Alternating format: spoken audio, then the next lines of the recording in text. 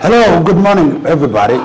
Congratulations to the 80th anniversary of the United Nations. I, Ahmed Abdi Ibrahim, an elected member of Parliament of Somaliland, the chairman of the Committee of Public Works, Technology, Housing and Transport in the Republic of Somaliland. More importantly, I represent a nation whose sovereignty started since 26 June 1960, but illegally occupied by Somalia. Illegal occupation. I represent a nation whose sovereignty started since 26 June 1960. I write to you with profound respect and unwavering hope on behalf of this nation who are formally requesting your utmost consideration to admit Somaliland as a member state of the United Nations. Admission to the United Nations would not only affirm the rights of the Somaliland people, but also strengthen regional stability and global cooperation. We respectfully urge your office, Excellent Secretary Antonio Guterres, United Nations Headquarters, New York, 10017 in the United States. We specifically urge your office to initiate the necessary procedures to consider our application and to facilitate dialogue among member states regarding our states. We believe that the United Nations and the foremost institution for peace, justice, and self-determination has a moral and legal obligation to consider the aspirations of peoples who have demonstrated their readiness for responsible statehood. Please see the attached documents. We remain committed to peaceful engagement, regional cooperation, and the values enshrined in the UN Charter. We stand ready to contribute meaningfully to the global community as a sovereign and responsible member. Thank you. Going back to the history and the beginning of this nation, as a representative, we're in a critical position and submit this document to the Secretary General and the UN at large in specific attention to the legal office of the United Nations. We represent a nation whose sovereignty has been erased almost at the United Nations and whose rights have been consistently violated to this erosion. Procedural errors committed by the United Nations rendered Somaliland a de jure recognized country on 26 June 1960 stateless. Madagascar, formerly Malagasy, a state that gained independence on the same day as Somaliland, is listed at the United Nations. Somaliland is not. This letter serves as formal notice of complaint in the matter of state impersonation of Somaliland by that we call Somali. The current Republic of Somaliland is the same country that gained independence from the United Kingdom on 26 June 1960, and whose instruments are violated in the UN Treaty Series. Let me say about a couple of these articles that are listed within the United Nations. Number 5346, United Kingdom of Great Britain and Northern Ireland and Somaliland. That says interim agreement for United Kingdom aid mission signed at Hargeisa, Somaliland, on 26/06/1960, coming to force on 26 June 1960 by signature, in accordance with Article 8, registered by the United Kingdom of Great Britain and Northern Ireland on 13 September 1960. Number 5347, United Kingdom of Great Britain and Northern Ireland and Somaliland. Republic Officers Agreement signed at Hargeisa, Somaliland on 26 June 1960, came into force the same day on 26 June 1960 by signature, in accordance with Article 6, registered by the United Kingdom of Great Britain and Northern Ireland on 13 September 1960.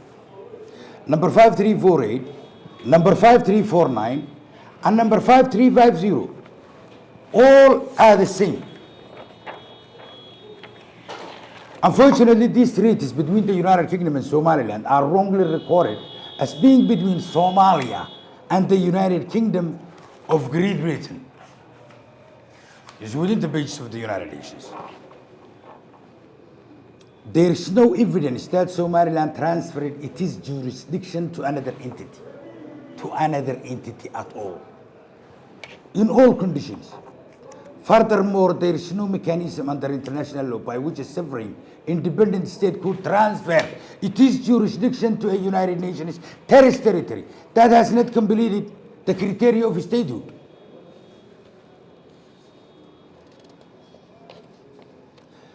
The United Nations Treaty Series has no record of instruments of statehood of the UN terrorist territory of Somalia, if claimed independent by that moment.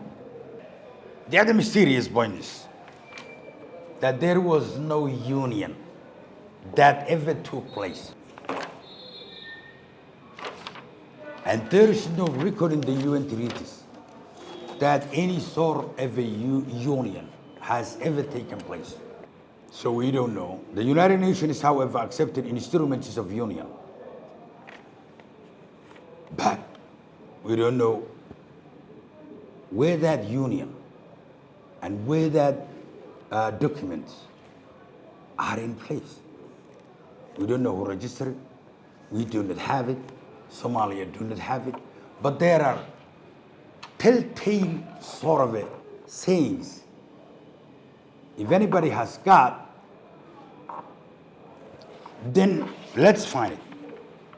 We do not believe the UN, however, was deliberate in the erasure, but lament the damage and human suffering this fatal mistake has caused and still causes, especially in Somaliland, where citizens are placed under harsh economic sanctions based on misidentification as a de facto separatist state, which is not totally right.